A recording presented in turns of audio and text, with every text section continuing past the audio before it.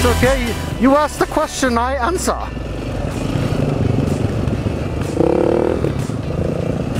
Ooh, is your right one?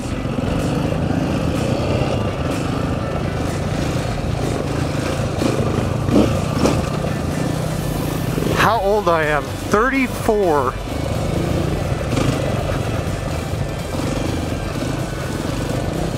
Okay.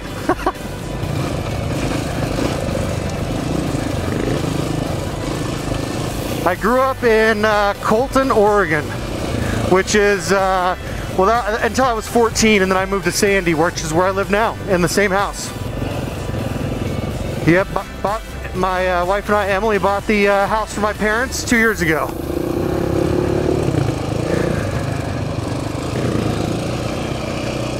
Ski racing all the way.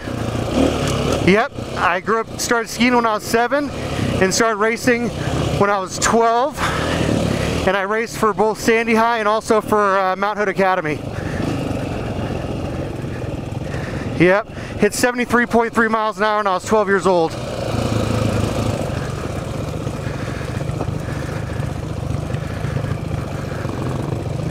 I'm an adrenaline junkie, yeah. For work, well, since I'm gonna put this in a video, God, I don't know, I've been so, well, yeah, well, I'll just say it and I'll just, yeah, I'm in the medical field, how about that? Yeah, it's kind of, well, the best way that someone put what I do, well, I'll just say it, I'm a nurse. I don't have to give where I work or anything like that, but when I was in school and trying to figure out what to do, what discipline and unit, and the unit and the type of work that I do, someone equated to 90% boredom and 10% sheer terror. And that's pretty much the way it is, because everything's going fine until it's not, and then it's really not. It goes bad real quick.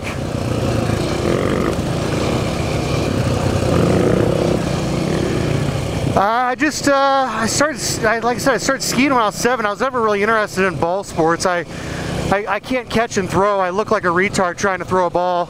All my friends make fun of me. I tried to catch a baseball once when my dad threw it and it hit me right in the eye. So, didn't really excel there too much. So my dad used to ski, got me into skiing, and with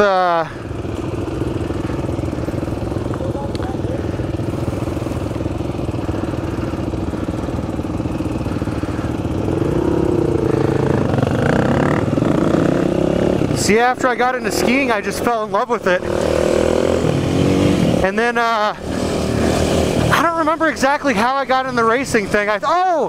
There was this Super G race that was open to anybody, and I wanted to do it. And so I went out and we bought myself like a Bell motorcycle helmet, like a half helmet, like not even like a ski helmet. And I like fell in love from that point. I was like 11, I think.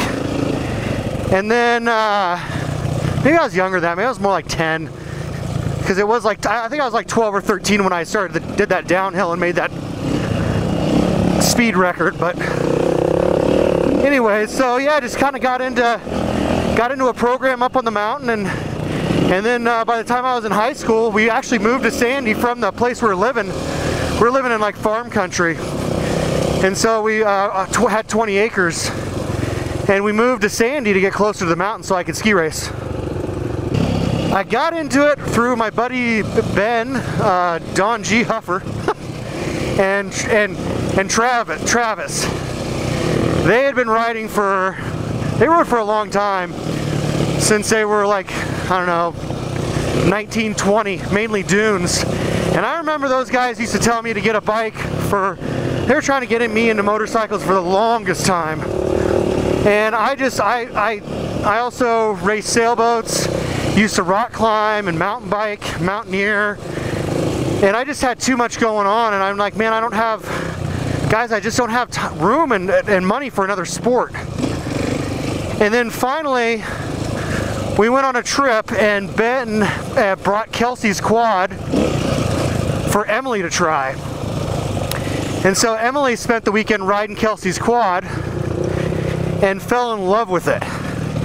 And as soon as we got back from that, I'm like, do we need to get into this? And she's like, yes. And I'm like, do you want to ride quads or do you want to ride you want to get motorcycles? She's like, motorcycles. Like, and so actually Emily actually got me into riding in a way.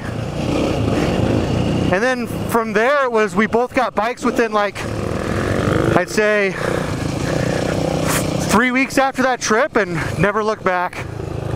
So yeah, we raced. My dad has a well, we used to have it with the first boat we started racing on was like 12 years ago. We did this little 20-foot boat, just racing in the river. And it's fairly complicated. There's a whole book of rules and rights and how you can, you know, how to overtake and people there, and how to start, and it's pretty crazy how complicated it is actually. And you need a whole team to run a boat. The 20-footer, my dad and I were able to run by ourselves, but then he got a 35.5-foot boat. And we had a pretty good, solid little team going for a few years. And we did a couple ocean races from Astoria to Victoria, BC.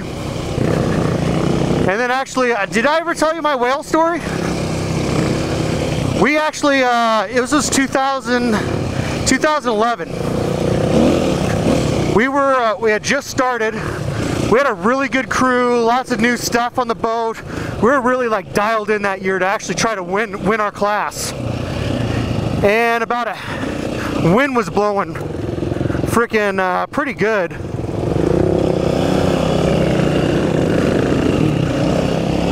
Big downwind blow on the start. Put the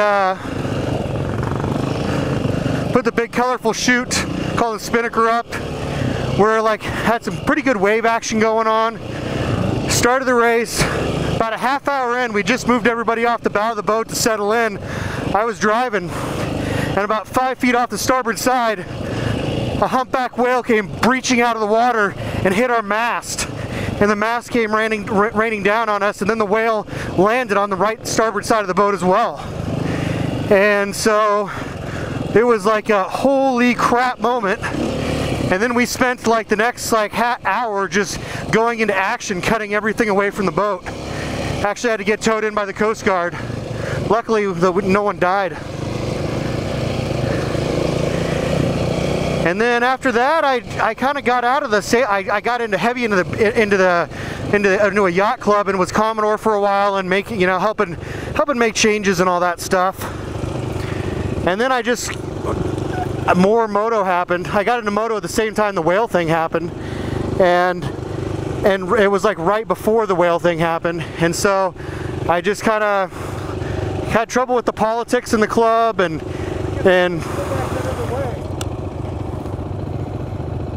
oh, we're going. Okay.